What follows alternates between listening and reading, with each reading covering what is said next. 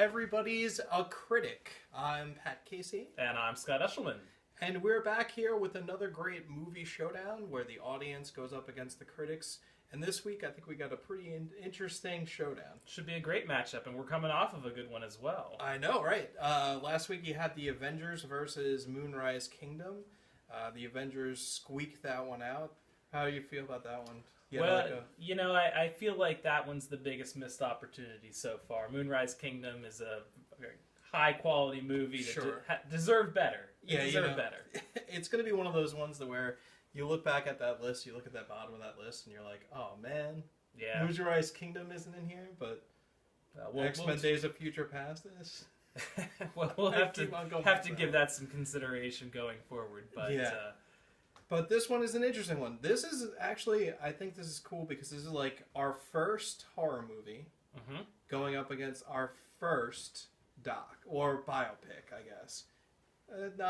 It's a biopic. Would you consider it a biopic? Yeah, it's not a documentary, but it's definitely. I don't know why I said doc, but I meant biopic. It's historical, yes. So that's accurate. So for the audience, we have Bloody Sunday. It comes in at number 94 for the audience. Has a Rotten Tomatoes score of 92%, which is pretty good. It stars James Nesbitt, Simon Mann, and Tom Pigott-Smith. Directed by Paul Greengrass. This actually put Paul Greengrass on the map. He had a movie before this called The Art of Flight, but this one really, this one got him all those Bourne movies that you've seen. Bourne Supremacy, Bourne Legacy. Oh my God, it's Jason Bourne. Jesus Christ, it's Jason Bourne. It also was the winner of the Audience Award at Sundance. And that one is going up against our first horror movie, which is... It's Let the Right One In. And this was actually remade in the United States in 2010 as Let Me In. This stars Care Hedebrandt, Lena Leanderson, and Per Ragnar. It's actually a foreign language movie with subtitles for us stupid Americans. Yeah. It won several awards, but it's directed by Thomas Alfredson. Won Swedish submission for Best Foreign Language Film. Was in the 100 Best Foreign Cinema, and also won Empire. I'm sorry, can't read what you wrote. You're trying to read what I wrote? Yeah. For those of you watching at home, I don't know if you know this, but I write like a 4-year-old. Yeah, it's pretty tough. So our notes here are awful, written by me. But basically, what he's trying to read. What am I trying to read? You're trying to read that Empire magazine, which is the British publication, put out like a list for the 100 best foreign cinemas, and this movie came in at number 15, which is high praise, I think. Too high? You'll have to find out. The remake was Let Me In, was directed by Matt Reeves, who's big now. He just got that new Batman movie. And it starred Chloe Grace Moretz as the little vampire girl. And then there were 3. Hello! Who is this man? All of a sudden we have a third member to our team today. The fact that we're doing a biopic, and specifically an Irish biopic, we thought, why not have the king of Irish history come and join us? Brian R Cain, say hello. Hello, everybody. King is probably a harsh word, but especially if we're talking about given the circumstances. Yeah, given the circumstances, it's fine. So Brian, you know a lot about Irish history, correct? I try. All right, and this movie dealing with Bloody Sunday. Can you give the audience at home maybe a little taste of what Bloody Sunday actually was? Sure. Bloody Sunday is a very famous day in the history of Irish republicanism. That's the idea that Ireland as an island should all be one country and should not be split between North and South. Bloody Sunday is a massacre of Irish citizens by British troops in 1972. There was a peaceful protest going on, an Irish Republican protest going on that day in the town of Derry in the north of Ireland. Of course, the English call that town Londonderry because we're not allowed to have nice things when you're a Northern Irish person. There was a peaceful Republican protest happening during the day. The English troops that day were really wanting to make a show of force, really wanting to get a bunch of arrests that day of key members of who they thought were in the IRA, the Irish Republican Army, which was really taking hold in the North at that time. So at the end of the day, this peaceful protest is happening, but at some point, someone starts shooting. And in the end, a bunch of Irish Republicans end up dead, many more end up arrested.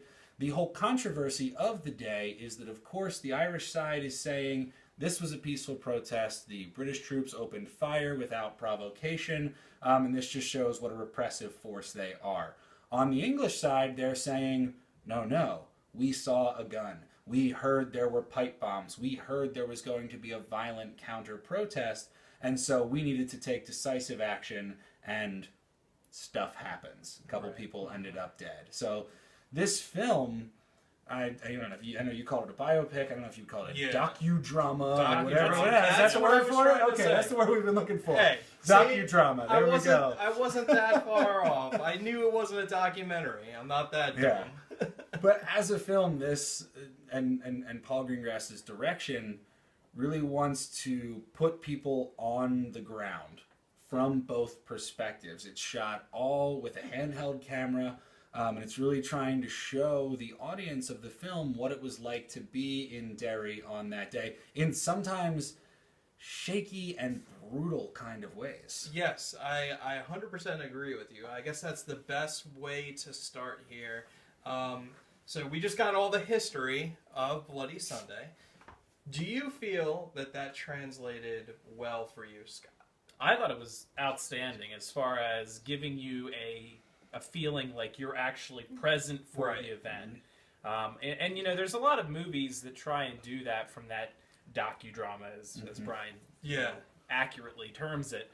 But this one was especially effective, I think, at giving you that feeling of what was it like to be an Irish Republican that day. It might be a little bit less effective in making you feel the perspective of the British from that day, but I don't think that's necessarily supposed to be the purpose of this film. The purpose of this film... I would say that you're right about that, but I think the film did a good job of putting you in, like, there was like basically three camps, right? So you're following James Nesbitt around, right? And you're following, like, so the organizers of the Irish protest. Of the Irish March, yeah. Right. You're in the war room with the British people, and you kind of cut back between there with the British guys in the war room and the soldiers, like, getting amped up. And then you have, like, one extra character there that was, like, basically just a kid who is, like, in with the march. And you kind of follow those three stories along as you go throughout. So I feel like you're kind of there, but I think just by the nature of it being like a war room, you kind of don't get a good feel of like the people. You get more of a feel of like what they want to do. Right. And I think it makes Brian's point that, you know, you can you feel that they had this agenda coming into the event. We want to make arrests. We want to show force. So you do get that perspective of this event, I think, very clearly through the film. And it's very clear, I think, in the film, even if you don't know much about which British troops were stationed there all the time as opposed to which ones they brought in, they make a clear distinction between the regular sort of British hired police and then what they call in the movie the paras. That's actually a unit of British paratroopers who were the most brutal, who were actually war-tested guys. These are not guys who are police officers there to do protect and serve. These are pure military guys who are there to wreak havoc and to take kill shots when they need to. And all of the events, all the people who were killed, they think were eventually killed by those paras. Well, you get a good sense too of like that's the people that you're with that are all like amped up and they're like, I want to go, let's go. But not to like make this 100% one-sided for Bloody Sunday. I know that you're not a big horror guy, so this being our first horror movie, Let the Right One In. How did you feel about that film? How do you think that went? Well, I didn't really feel like it was that much of a horror movie when you compare it to like a lot of the slasher films and things like that. I thought it was more thoughtful than that, which definitely serves to make it a better picture overall. Right. In the vein of all of these vampire movies that have followed, I think it kind of sets a tone for... You definitely get the feel that they're like, screw you, Twilight. This Right. is exactly what a vampire love story would go. Right. I love this movie. I think it's so stinking cool. The way that it's paced, the way that its characters interact with each other, to use a word I used before, the brutality of this movie is a very different kind of brutality than what we saw in Bloody Sunday, but it's equally as effective. True. Where Bloody Sunday, you feel like at any moment a powder keg could go off. Right. In this movie, you feel like at any second a sniper is going to take a random townsperson out. And that sniper happens to be a 12-year-old girl Right. who will literally rip your head from your body if you don't treat her friend the way she wants you to. That's true, yeah. Yeah. It is very interesting to have like kind of they're kind of the same as much as they are different. They are very the same in the aspect of like you're in the war zone. Like Bloody Sunday does an excellent job of making you feel like you're right there. So like it really makes you feel the tension and like, oh my god, any second like I'm gonna get shot. Like you feel like you're right there running around with either the British or the Irish. With Let the Right One In, it's more of like making you, it's like long stretches of like, when is this girl gonna fucking kill someone? Like it is long stretches of just wait. You're like, something bad is gonna happen. You just know, like the second that you figure out that she's a vampire, you're like, this is your doom. On the same side, you also feel the desperation of the kid who is falling in love with her, and the fact that obviously this is never going to work out in a real great way for him, but he's getting beat up all the time, and I think it does a good job of putting you in his shoes as well. So both movies do a good job of making you feel involved. Right, you're right there. Now it's hard to judge the acting against one another because Let the Right One In is a Swedish film. So the acting is a little different than you would normally get. Like if this was Let Me In versus Bloody Sunday, it would be a little bit more cut and dry between the two. True. I think the girl that plays the vampire is great. Is brilliant. Yeah. She's very good. He's okay. But I think he's meant to be that way. I think that he's a kid who's getting picked on, who is shy all the time, and I feel like when he's sort of speaking and mumbling, like we've met that kid. Maybe some of us were that kid. You know, it happens. What I really like about this movie, and we've seen other Swedish movies, we're all familiar with the Girl with the Dragon Tattoo films, which is of a similar era and of a similar pacing. And I just love the way that those movies are structured, and that if this makes any sense, there's a focus in the movie on the subtleties of how the story progresses. So you don't get to see her right away rip somebody's head off. Yep. The first thing you see is her literally jumping from the top of a jungle gym to the bottom of a jungle gym, and it just looks a little bit too smooth. It's a little off. It's just a little bit paranormal that's what she's doing. I love it. The movie does a great job of kind of doing a little shift there, because in the beginning you're following this guy that's murdering people and taking their blood, and you're not really sure, like, this could be a vampire movie, it could be just a slasher movie with this girl held prisoner. But as it progresses, it does a great job of not telling you what the vampire rules are, but showing you those vampire rules. So, it's not like you figure out, like, oh, she can't be out in the sunlight, because you see what happens when someone is out in the sunlight. You know that she needs blood because you can see that, you feel that hunger, and when she doesn't feed, she has to do this. It doesn't have to tell you these things. It just shows them. Now, I think my one criticism of Let the Right One In is they make the main character guy, the little boy, so obtuse about the vampire the fact rules. that she's a vampire? You'd think after one thing, two thing, are three you a vampire? things, you'd start to get the picture of what's going on, but he does not know until the very end. And that's either, he's never heard of vampires, or... there is... Like, it does take him a while to be like, so you're a vampire, right? Like, you just, like, basically just licked the floor that had blood on it, so I'm finally gonna ask you, Are you a vampire? Oh yeah, okay. Right. But you get such an insight into who that kid is because he seems like just a bit of a weirdo, and yet he's getting beaten up, and he's practicing on his own to like stab the kids that he's with. But then when he actually ends up on, I guess what we'll call their first date that they went on to that whatever abandoned building that was, they're talking, they're flirting, they're getting to know each other, and then out of nowhere, the kid just slices his hand open. Yeah. Just straight up slices his hand open and gets this completely fucked up look on his face like, we're gonna mix now. Come mix with me. Like, that is not normal behavior, and not. I don't want to, classify this kid with any sort of disease or mental, impairment in any way, but this kid has not been socialized properly. Probably. His mom is not around.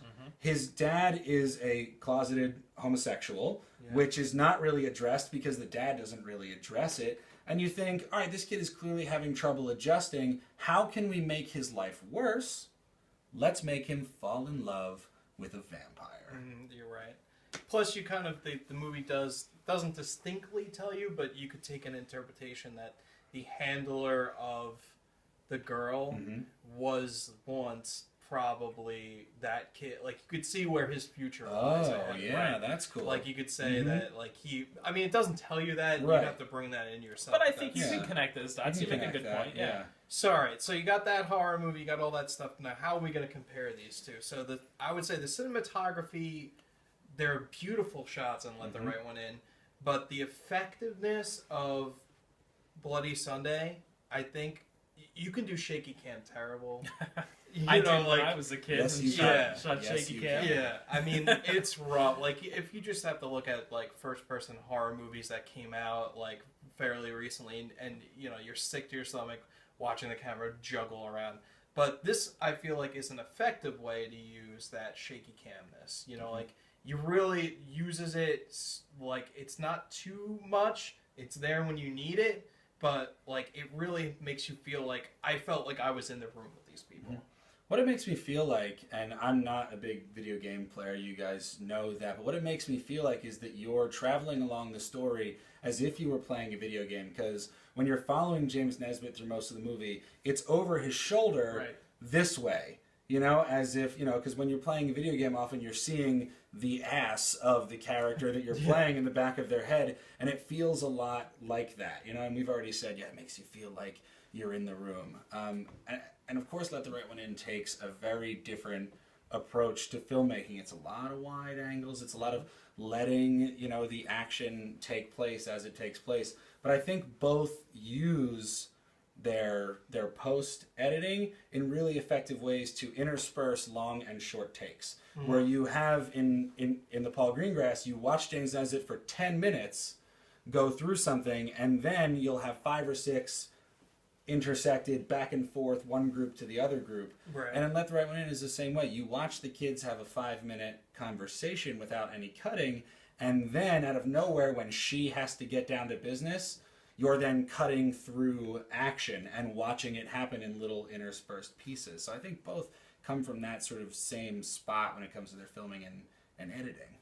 And I will say this about Bloody Sunday. I think it does a fantastic job of holding your interest in the part of that movie where there isn't as much action. So in the lead up to the protest, in the lead up to the events, you're really being pulled in a very effective way where that could easily be boring. You could easily be just waiting for the action, but I feel like you're really enjoying that and experiencing it. I think they did a smart thing to start it Bloody Sunday off with the dueling press conferences because it gets a lot out of the way right away. You know exactly what's going to happen. We're going to do a march. This is the counter people are like, this is why we don't want the march. And then now you have your stage is set. You know exactly where the characters are coming from, and now you're right there. You're right in it. Yeah, you're watching a chess game from the very beginning. You get the setup, and then you see the pieces moving around the board, and then all of a sudden, clash. Well, it comes to that time now. Now, this is a versus, so we will start with you, Brian, being that you are the guest. Let the Right One In versus Bloody Sunday. Who do you have winning? I'm going to take, I guess, the unexpected turn. I really love Let the Right One In. Bloody Sunday is clearly a masterpiece of its time and of its storytelling, but Let the Right One In, I feel like, is doing much more innovative things with its filming, and I am just such a sucker for that Northern European pacing and freaky little girls. Am I allowed to say that? I like movies that star freaky little girls. All right. Let the Right One In for me. That's fair. All right. What about you, Scott? Well, I always judge this based on the movie that I think is going to stick with me the longest. And honestly, I think Bloody Sunday will be indelibly etched in my mind as far as movies that I remember, the way that they made me feel, and the way that they made me remember significant events. My vote is going to go for Bloody Sunday for that reason. Not anything taking away from Let the Right One In. I feel like this is similar to Moonrise Kingdom in that this could easily make our list compared to some of the other pictures that have actually won. Yeah. But to me, Bloody Sunday was highly memorable. All right. Well, it comes down to me as the deciding vote. Now, this was tough for me for a couple of reasons. Number one, there's not that many genre movies on our list. And what I mean by that, on the critics list, what I mean by that is this is, I believe we took a look. This might be the only horror movie that's on the list. I think you did say that, yeah. Yeah, so that's rough because this is like, do I want, in 15 years there's been a lot of good horror movies. And I feel like that should get some of the rub. And I thought going into this, I was like, I'm going to go Let the Right One In right away. This is it. But then I saw Bloody Sunday. And I have to vote for Bloody Sunday. And the reason why I vote for Bloody Sunday is because I feel like what Bloody Sunday does, what it's trying to do, what it's trying to get you to feel, it works better and it does it better than what Let the Right One In is trying to do. Not by a lot, but the visceral reaction I had to watching that movie, especially once the riot, like the shooting starts, that's like seared into my brain, like you said. Like it's in. Now you might say that Let the Right One In has more of a influence on pop culture. I had never heard of Bloody Sunday besides, thinking that it was the U2 song. But which is in the credits of the film. So yeah, but Let the Right One In had been remade. So it's like the first movie on our list that actually has a remake linked to it. But overall, I think Bloody Sunday does everything that it needs to do expertly well.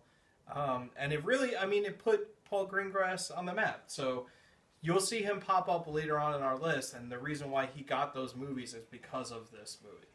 So yeah, so unfortunately, Let the Right One In, you got a tough call. You got a tough thing. It's a -1 for freaky little girls. And once again, we bring in a guest that's a specialist in some sort of area, and they completely vote against that thing that we brought them in for. Though. It's fine. It's fine. You join the Rob Wozniaks of voting against YU.